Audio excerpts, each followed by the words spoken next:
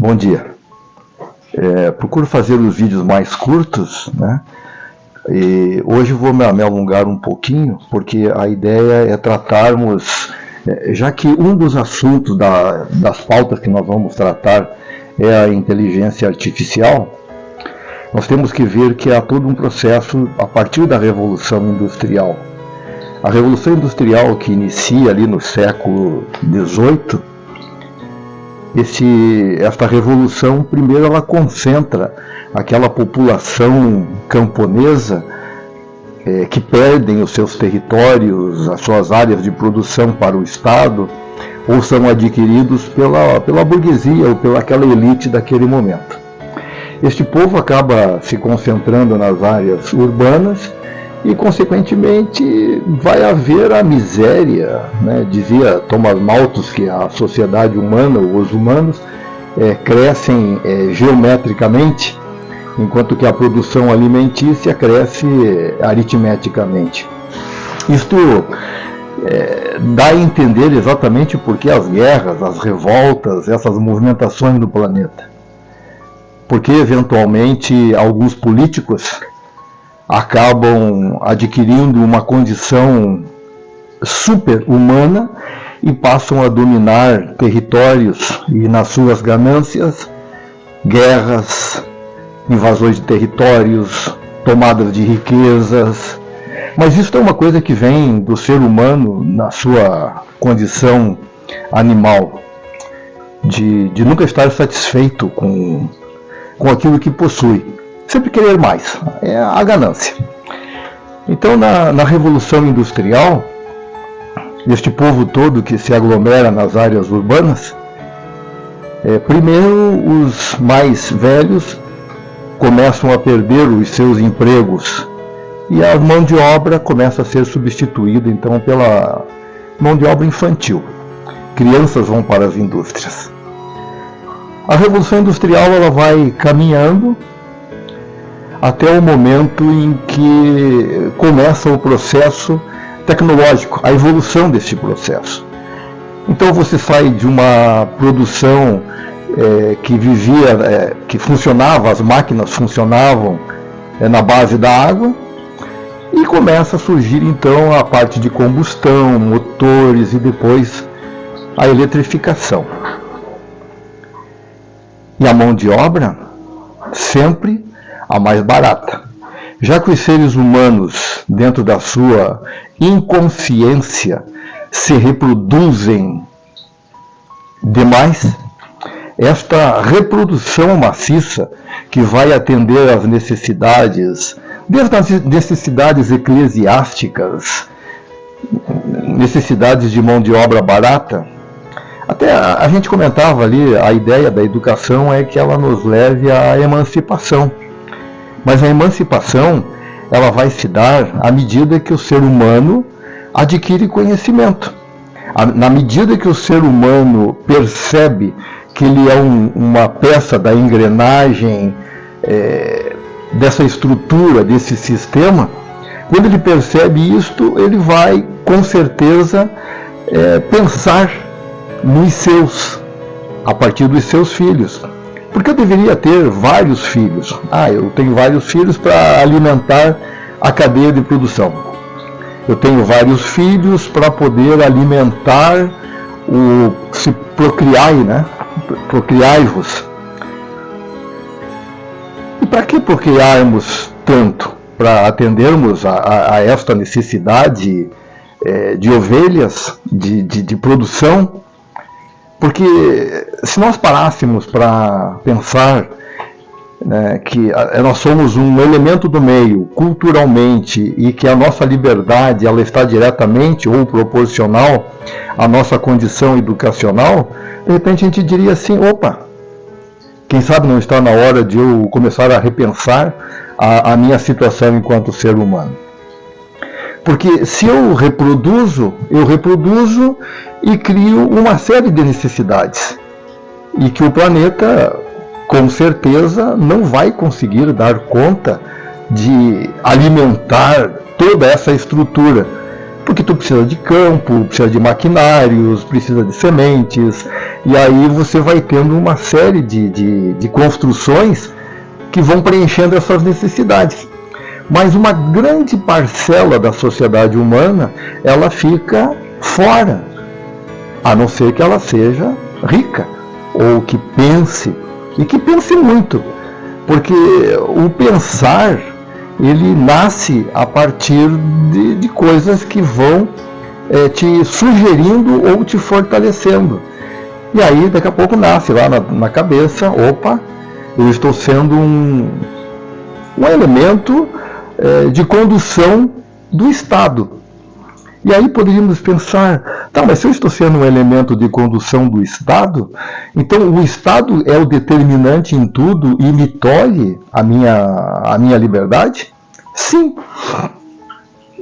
Sim. A necessidade do ser humano o impede de liberdade. Você não tem filhos, mas você tem estudo. E dos teus 14 até os 16, 18 anos, você já terminou teu ensino médio, está terminando teu ensino médio, e ainda pode se considerar mais ou menos livre, mas dependente das famílias, de salário dos pais. Mas a liberdade em si, ela necessita de ter conhecimento. Mesmo com todo o conhecimento que possamos ter, nunca teremos uma liberdade total e integral. Se nos casamos muito jovens, nos tornamos escravos ou dependentes de termos que dar condições a uma família. Se casamos muito jovens, casamos com aquele entorno que está ali mais próximo de nós. Se você vai fazer uma faculdade ou tem uma faculdade, consequentemente, as pessoas que vão estar em teu entorno, elas vão ter uma inteligência maior, ou uma condição maior de discutir, de pensar, de propor e de ver a sociedade de uma outra forma. Porque nós estamos presos dentro deste ovo. E temos uma dificuldade muito grande para sairmos fora desta casca e analisarmos, opa, existe um outro mundo, um mundo que nos domina, um mundo que nos impossibilita de termos um conhecimento que nos liberte, e há um mundo, então, mais economicamente opressor deste processo. Então, a Revolução Industrial, que inicia ali no século XVIII, XIX, e ele vai até o momento em que a eletricidade está exposta. E esta energia, essa nova energia que está surgindo, ela vai obrigatoriamente criando a necessidade de outros equipamentos. E aí vão aprender a desenvolver o motor, as bobinas.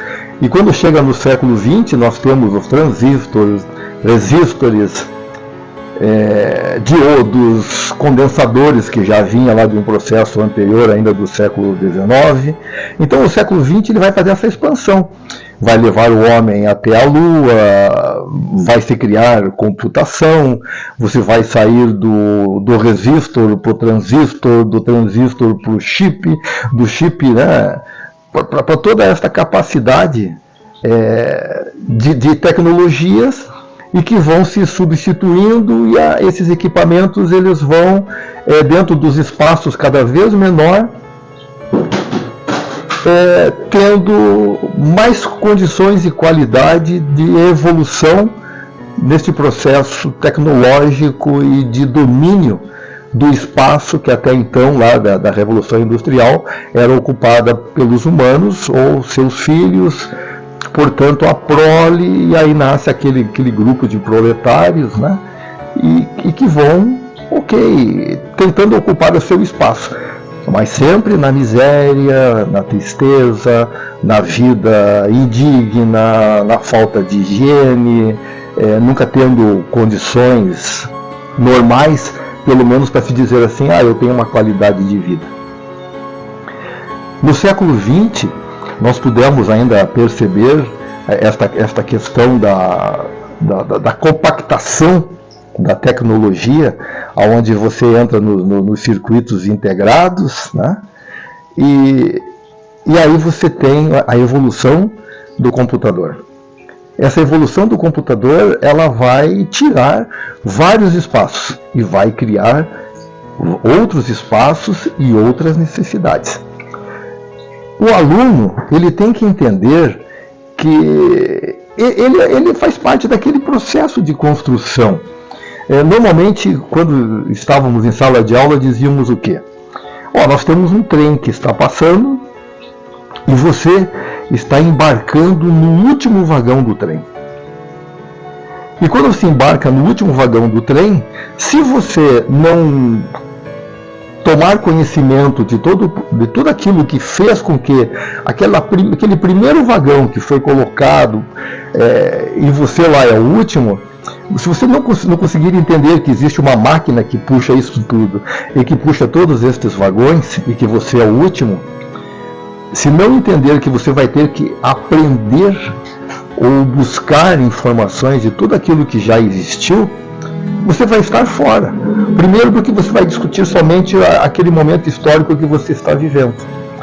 E não vai ter conhecimento de que toda uma sociedade, ou várias sociedades humanas já existiram, e que estas sociedades se tornaram impérios, grandes potências, e consequentemente precisaram invadir territórios ou exercer o processo de colonização.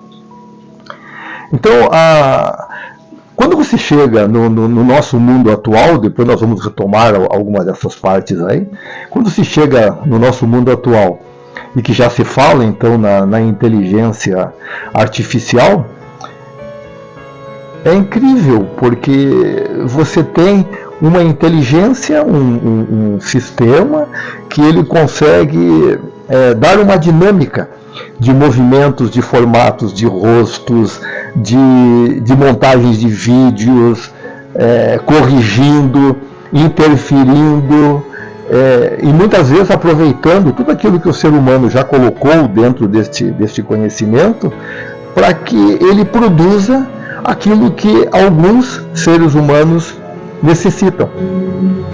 E o nosso aluno está violentamente distante de todo este processo construtivo. No vídeo anterior, nós falávamos que alguns professores têm muita dificuldade ainda de interagirem com a máquina, de lançarem, de pensarem, porque não passam de meros usuários. Em alguns momentos da minha vida, com o meu filho, ele vinha e falava assim: pai, consegui hoje passar lá no jogo tal para a fase X lá. E eu dizia para ele assim: cara, você não passa de um usuário, você vai ser bom quando você desenvolver programas ou entender como funciona esta tecnologia. Mas você tem que estar na frente. Você não pode estar atrás do equipamento. Aí eu chegava em casa e dizia: terminei um cursinho de tabela Excel ou de Word. Eu dizia: alguém pensou, alguém construiu essa tabela e alguém construiu essa formatação do Word. Você vai ser bom quando você fizer a tua tabela. Então isso eu deixo assim para que todos os alunos, né, e os professores repensem a sua condição. Porque se você pegar um aluno pequeno que está entrando lá na pré-escola e ficar limitado somente àqueles espaços de brincadeiras, somente aqueles espaços que a criança percebe que é um mundo virtual, ele não vai ter um desenvolvimento no modelo que nós queremos. O nosso país ele vai ter uma dificuldade muito grande em avançar. Por quê? Porque ainda estamos acostumados a que o Estado determine aquilo que nós devemos ter. O Estado, ele parece que ele é o principal de tudo. Enquanto nós estivermos achando que o Estado é o principal de tudo, nós não estamos fazendo a nossa parte, quer buscarmos o conhecimento, buscarmos como nos envolvemos com estas tecnologias, repensarmos esta questão da própria reprodução humana.